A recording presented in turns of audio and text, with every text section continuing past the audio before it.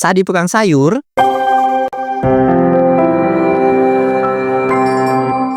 Bu Mirna, Mbok ya beli sayuran yang banyak loh. Jangan cuma seikat, biar cepet habis. Ini jualan sayuran saya.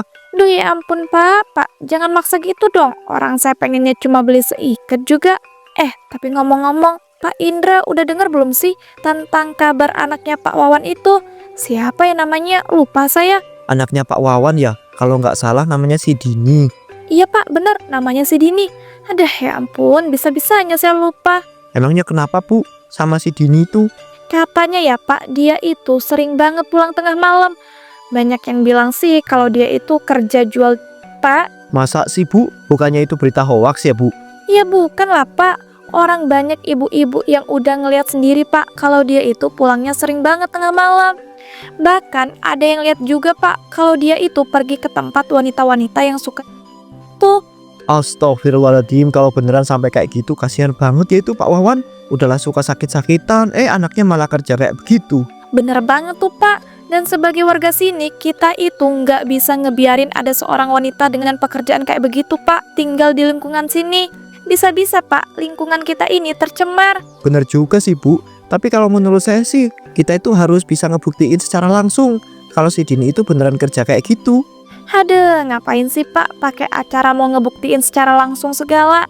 Ya biar jatuhnya itu nggak fitnah lah Bu. Wah, ada apa ini? Kok Bu Mirna sama Pak Indra kelihatannya lagi seru banget ngobrolnya? Lagi pada ngobrolin apa atau memangnya?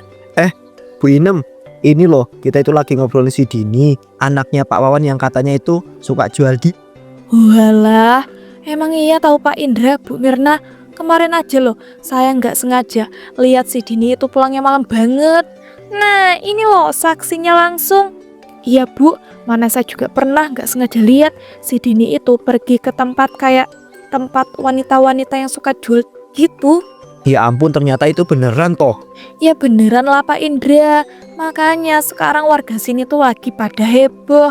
Katanya sih banyak yang gak percaya gitu. Soalnya si Dini itu kan orangnya kalem dan kelihatan gadis baik-baik. Asli sih, jujur saya awal dengar juga gak begitu percaya. Sementara itu di rumah Dini. Pak, besok kita pergi ke rumah sakit ya. Kita periksain penyakit bapak ini supaya bisa cepat sembuh. Nggak usah nak, ngapain repot-repot ke rumah sakit. Apalagi kan bapak itu nggak punya uang buat biaya rumah sakitnya. Masalah biaya mah gak usah dipusingin Pak. Kan aku udah bilang, sekarang aku udah dapat pekerjaan yang gajinya lumayan, bisa buat beli obat ataupun bayar biaya rumah sakit bapak nantinya. Iya nak, bapak tahu, tapi bapak itu nggak mau merepotkan kamu. Bapak itu kepengen hasil kerja kamu itu kamu nikmati sendiri saja ya. Ya ampun, ya gak bisa gitu lah Pak. Gimana coba caranya aku menikmati gaji dari kerjaanku kalau bapak sendiri sakit-sakitan? Udah toh, pokoknya bapak tenang aja. Masalah biaya bakal aku yang tanggung semuanya.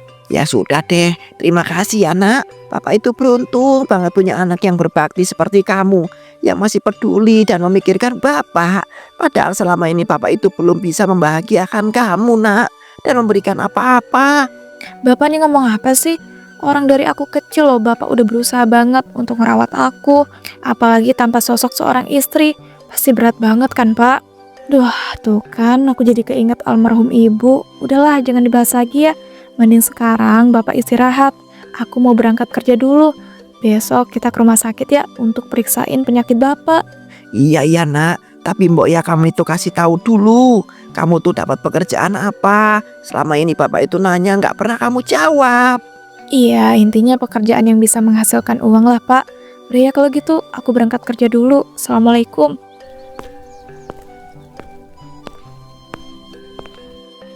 Saat di jalan, Sebenarnya rasanya berat banget.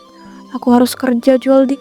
Tapi mau gimana lagi coba? Itu kan satu-satunya pekerjaan yang bisa aku lakukan dan menghasilkan banyak uang. Karena dari beberapa bulan kemarin juga aku udah berusaha mati-matian nyari pekerjaan biasa. Tapi nggak pernah tuh bisa dapet.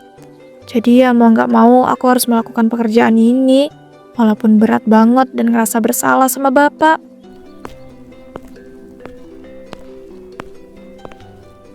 Dini, kamu mau pergi kemana toh? Bu Inem, ini loh Bu, saya mau berangkat kerja. Walah, jadi kamu mau berangkat kerja toh? Sebenarnya kamu kerja apa sih? Kok pulangnya selalu tengah malam? Dan pasti itu loh, saya pernah nggak sengaja ngeliat kamu pergi ke tempat wanita-wanita yang suka tuh. Saya kerja jadi karyawan toko gitu kok Bu. Bukan. Duh ya ampun, gimana nih?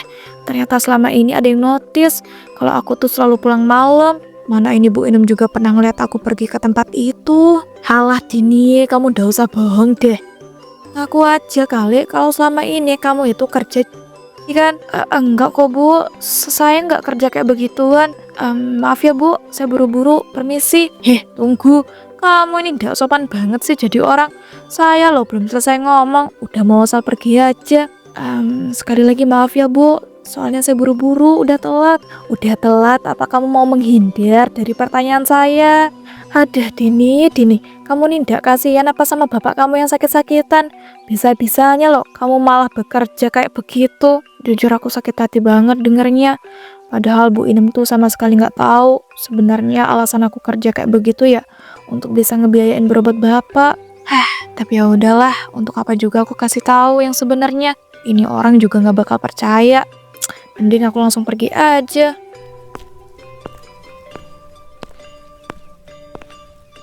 Duh, ya ampun, bener-bener kurang ajar ya tuh orang. Bisa-bisanya loh lagi dibilangin langsung pergi tanpa ngomong apapun. Pada malam harinya, Duh, semoga aja kali ini gak ada yang lihat aku deh. Padahal selama ini aku udah mencoba loh untuk berhati-hati ketika pulang kerja. Tapi nyatanya masih aja ada yang lihat aku pulang kerja jam segini. Apalagi Bu Inem juga pernah tuh ngeliat aku pergi ke tempat kerjaku. Bikin nambah pusing deh. Kalau gitu aku harus cepet-cepet nih ketika jalan pulang kerja.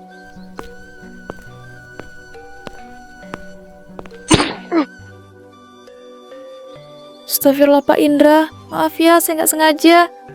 Iya ya nggak apa-apa. Ya ampun Dini, kamu itu habis dari mana kok malam-malam begini?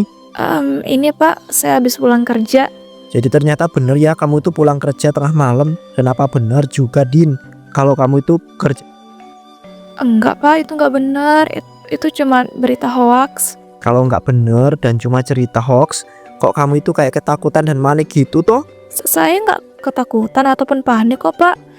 Maaf ya Pak, saya mau langsung pulang. Soalnya habis ini saya mau langsung beliin obat untuk bapak saya. Pak permisi. Lah tuh orang itu udah asal pergi aja. Tapi jujur aku tuh kaget banget loh. Bisa ngelihat secara langsung kalau dia itu beneran pulang kerja tengah malam. Hal itu membuat aku tuh makin yakin deh kalau dia itu bener-bener kerja yang seperti ini. Aduh, jadi makin kasihan deh sama Pak Wawan ya. Udahlah istrinya itu meninggal, dia itu harus ngurus anak sendirian. Anaknya pas udah besar malah kerja.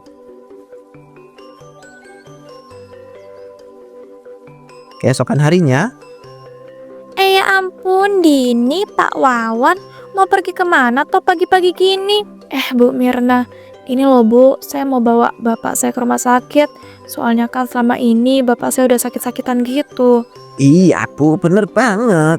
Lihat nih, anak saya baik kan. Dia susah-susah kerja bukan untuk dirinya sendiri, tapi untuk membiayai berobat saya. Wah bagus sih, tapi emangnya Pak Wawan nggak malu apa anaknya kerja kayak begitu? Maksud Bu Mirna apa ya?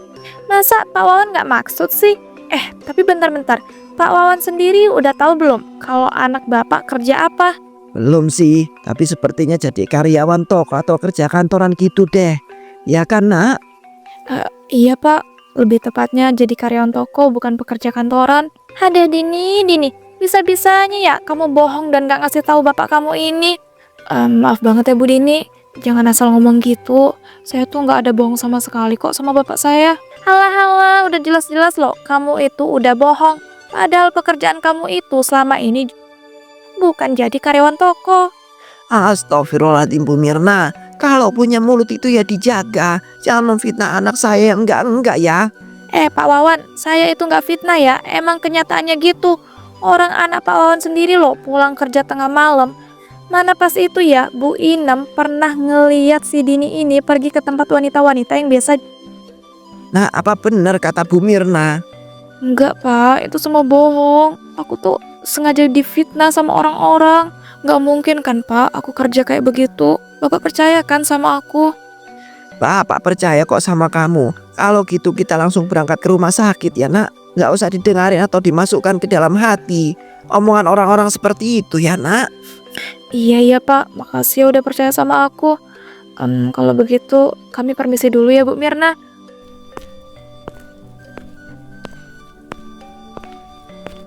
Ada, kocak banget sih tuh bapak sama anak. Bisa-bisanya loh Pak Wawan masih percaya banget sama anaknya.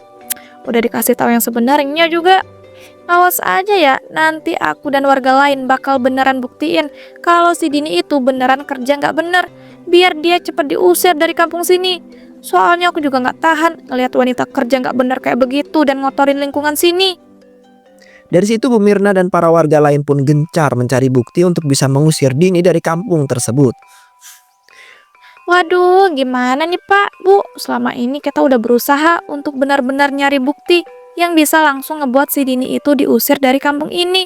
Tapi masalahnya kita nggak bisa ngedapetin bukti itu. Bener tuh Bu Mirna, kayaknya si Dini itu udah nggak ngerasa deh. Kita itu nyari bukti tentang pekerjaan dia yang nggak bener itu. Makanya dia itu makin ekstra hati-hati, nggak ketahuan dan nggak bisa dapat bukti. Duh, kayaknya memang dia udah sadar dan ngerasa deh. Dan seharusnya ya kita jangan ngomong langsung dulu nggak sih ke dia kalau kita udah tahu tentang kerjaan dia. Ya juga sih, itu kan ngebuat dia jadi waspada dan ekstra hati-hati biar nggak ketahuan dan juga ngebiarin kita dapat bukti. Terus ini kalau kayak begini kita harus gimana coba? Karena kalau dibiarin itu si Dini bakal seenaknya kerja nggak bener dan terus tinggal di kampung ini. Gini aja deh, untuk sementara ini kita pura-pura nggak peduli aja lah ya sama pekerjaan dia itu, supaya dia itu lengah dan kita itu bisa mencari bukti. Wah, itu yang bagus tuh Pak Indra. Ya iya dong, gini-gini otak saya itu top chair loh.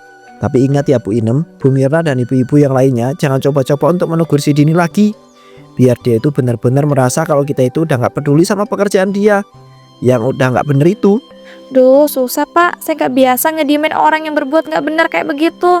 Saya tahu kok maksud Bu Mirna dan Bu Inem itu bagus. Tapi di sini masalahnya kita itu harus ngebuat si Dini itu jadi lengah dan nggak merasa kalau kita itu memperhatikan dia. Kalau nggak kayak gitu, kita itu nggak bakal dapat bukti kalau dia itu beneran kerja yang nggak bener. Kalau kita itu nggak dapat bukti, kita itu nggak bisa ngusir dia dong dari kampung ini. Iya sih, ya udah deh kalau gitu kita lakuin aja rencana Pak Indra. Saat di rumah sakit, Pak, Bapak tuh kenapa toh? Kok beberapa hari ini aku perhatiin kayak suka ngelamun dan kelihatan sedih gitu? Nggak apa-apa kok nak. Cuma Bapak itu kepikiran aja gitu sama omongan Bu Mirna beberapa hari yang lalu. Kamu beneran kerja jadi karyawan toko kan nak? Iya Pak, beneran.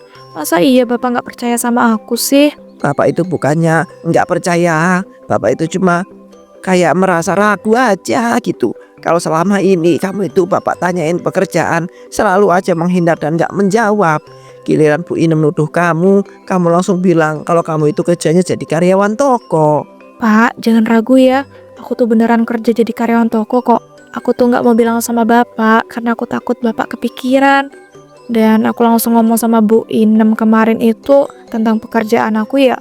Karena aku pengen ngebuktiin kalau aku itu nggak kerja jual diri gitu. Tapi nak Bapak itu takut, Bapak khawatir nak. Udah, Bapak nggak usah takut dan nggak usah khawatir. Aku nggak bakal kok kerja kayak begitu. Ya ampun, hatiku rasanya sakit banget deh. Harus terus-terusan berbohong sama Bapak. Maafin aku ya Pak, ngelakuin semua ini. Ini semua demi ngebiayain Bapak berobat.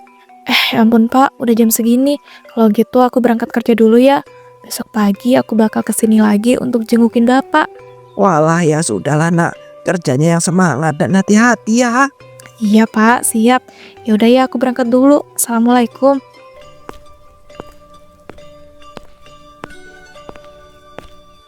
saat di jalan,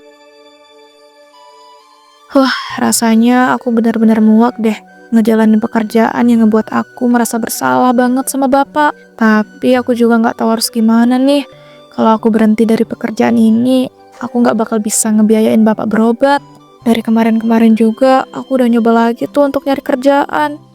Tapi ya hasilnya tetap nihil. Ya ampun, itu kucing kasihan banget. Mana badannya kurus lagi dan banyak lukanya. Pasti itu dia kelaparan dan kesakitan. Aku beliin makanan aja kali ya. Ya udahlah kalau gitu aku beliin makanan kucing dulu biar aku bisa ngasih makan kucing itu.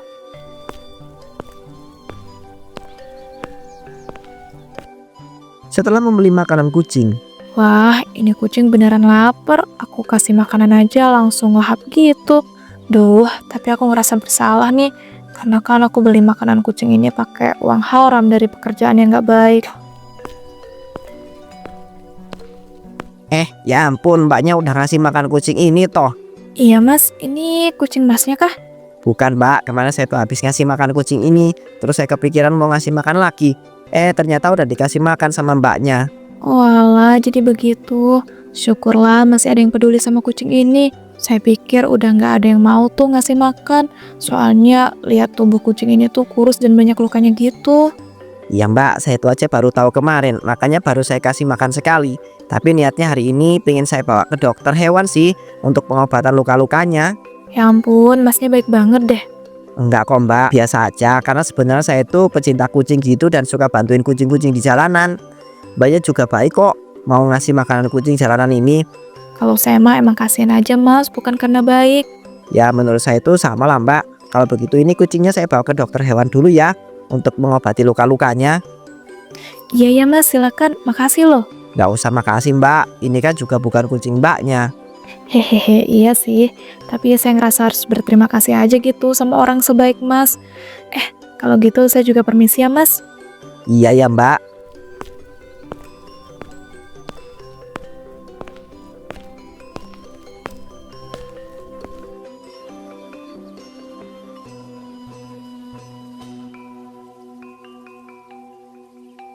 Saat pulang kerja, pas banget tuh ada si Dini. Pasti dia itu habis pulang kerja nggak bener ini. Aku ikutin siapa tahu aku tuh bisa dapat bukti. Waduh, itu ada motor ngarah ke dia. Dini, awas ada motor. Itu motor kurang ajar banget. Udah nabrak tapi langsung kabur. Dini, kamu nggak apa-apa kan? Nggak apa-apa kok pak, ini cuman kaki saya luka-luka sedikit aja. Luka-luka dikit dari mananya sih? Ini loh, kaki kamu itu luka besar sampai kayak gitu. Aduh, saya lihat aja ngeri. Aman kok pak, aduh. Kamu ini jangan sok kuat deh. Udah yuk, kalau gitu saya anterin kamu ke rumah sakit ya, untuk ngobatin kaki kamu yang luka itu. Nggak usah pak, saya sendiri bisa kok. Duh ya ampun. Ya ampun, itu anjingnya kasihan banget pak. Kelihatannya kayak kehausan gitu, mana lemes banget udahan. Dini, kamu itu aturannya urusin diri kamu sendiri dulu. Kaki kamu loh luka besar kayak gitu, kok malah mikirin anjingnya kehausan? Tapi pak, saya benar-benar kasihan. Saya nggak kuat ngelihat anjing itu kehausan. Dini, aduh nih orang repotin aja deh. Udah tahu kakinya luka malah sok baik kasih minum anjing yang kehausan. Nah, ini minum ya.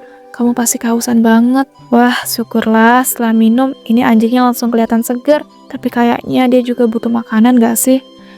Aku harus beliin makanan juga nih buat dia. Duh. Tapi kok kakiku rasanya nambah sakit ya? Astagfirullah. Mana kepalaku juga ikutan gelingan lagi. Duh, kesadaranku mulai memudar. Astagfirullahaladzim Dini, tuh kan ngeyel banget sih dibilangin. Harusnya langsung mau tadi diajak pas ke rumah sakit. Ini malah sok-sokan ngasih minum anjing yang kehausan. Jadinya pingsan kan, bikin nambah repot. Pak Indra pun lalu membawa Dini ke rumah sakit. Namun naas Dini yang kehabisan darah pun meninggal di perjalanan. Saat di rumah, "Nak, kenapa kamu secepat ini meninggalkan Bapak? Bapak itu sangat belum siap, Nak." Yang sabar ya Pak Wawan. Tapi pada sadar gak sih kalau jenazahnya si Dini itu mengeluarkan bau yang sangat harum? Iya Bu, saya itu baru sadar. Ya ampun, harum banget loh. Kok bisa gitu ya Pak? Padahal kan selama ini si Dini itu kerjanya gak bener. Kurang tahu juga sih Bu, tapi seingat saya pas sebelum Dini itu meninggal, dia itu sempat maksa ngasih minum seekor anjing yang kehausan. Padahal kondisi kakinya itu terluka parah, habis ditabrak sama motor. Masya Allah, yang bener Pak. Iya Bu, bener. Saya itu sampai kesel tahu, karena dia itu sok-sokan baik ngasih minum anjing yang kehausan itu dan gak mikirin kondisinya sendiri. Jadinya kan dia itu kehabisan banyak darah dan meninggal di perjalanan ketika mau saya bawa ke rumah sakit. Duh, jujur saya merinding dengar ceritanya. Loh, emangnya kenapa Bu? Emangnya Pak Indra ini ndak pernah dengar apa? Di mana ada seorang wanita Pak yang suka jual diri terus bisa masuk surga karena ngasih minum anjing yang kehausan. Wah, saya baru denger loh. Pantesan aja ya ini jenazahnya si Dini itu mengeluarkan bau yang sangat harum. Iya Pak Indra, benar banget. Kemungkinan itu adalah hasil kebaikannya si Dini waktu masih hidup, yang dengan baik hati mau memberikan minum pada seekor anjing yang kehausan, padahal kondisinya sendiri sekarat. Masya Allah. Masya Allah banget Pak. Semua orang yang melayat pun terkagum-kagum karena jenazah Dini mengeluarkan bau yang sangat harum. Dini pun dimakamkan, makamnya pun mengeluarkan bau yang sangat harum.